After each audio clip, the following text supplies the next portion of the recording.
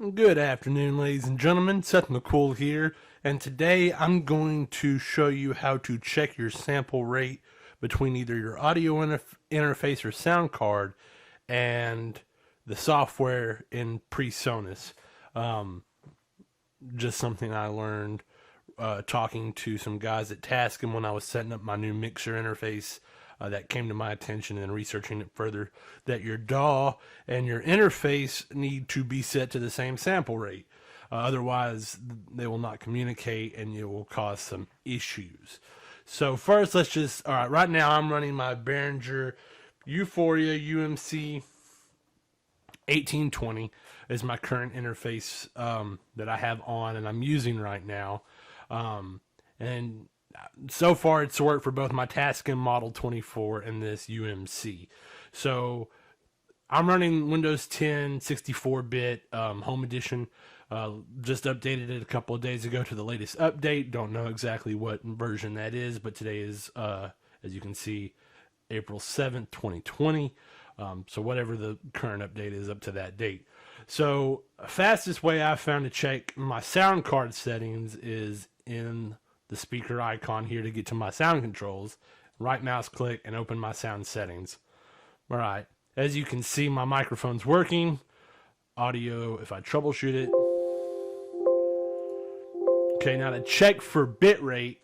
Oh, see if I can remember how to do this. It was in sound control panel. Takes a second to load.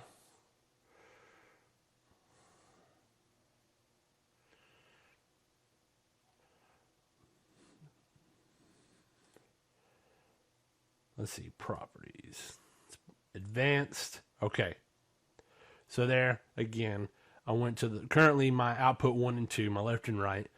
Right mouse click, go to properties, go all the way over to advanced, and right now I'm running at a 2-channel 24-bit, and that would be 44.1 kilohertz.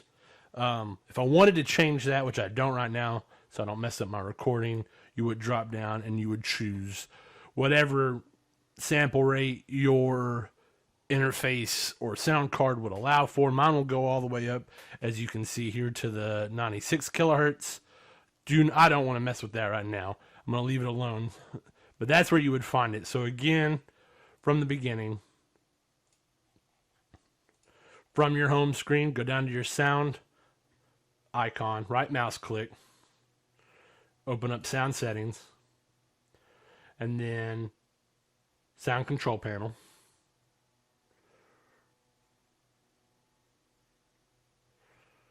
Give it a second to load up because it's probably reading all that information from your interface or sound card.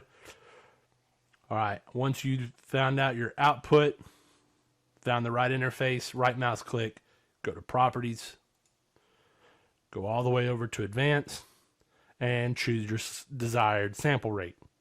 That's how you would do it for a Windows 10 64-bit. Probably the same for a 32-bit version of Windows 10, and select your desired sample rate. Now, I don't know how well this is going to work. So in Studio One, I'm here at the opening menu. I've just opened it. It scanned all my VSTs and plugins, just make sure.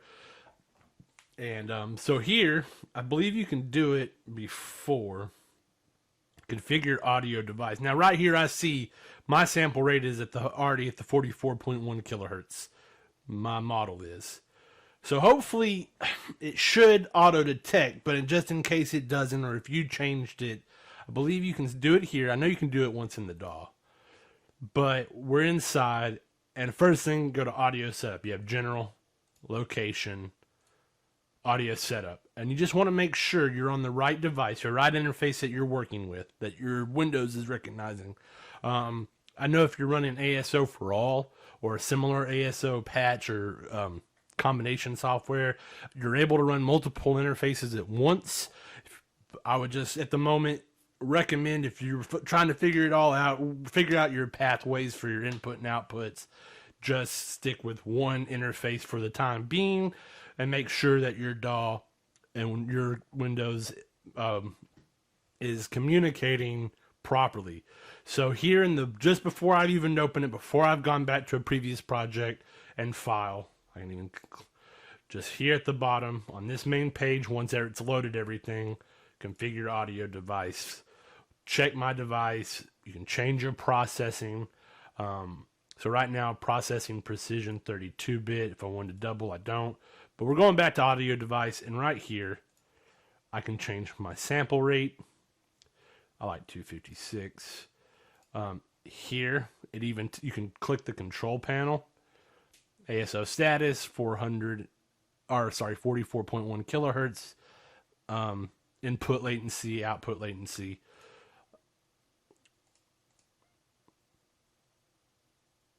Let's see, it's changing sample.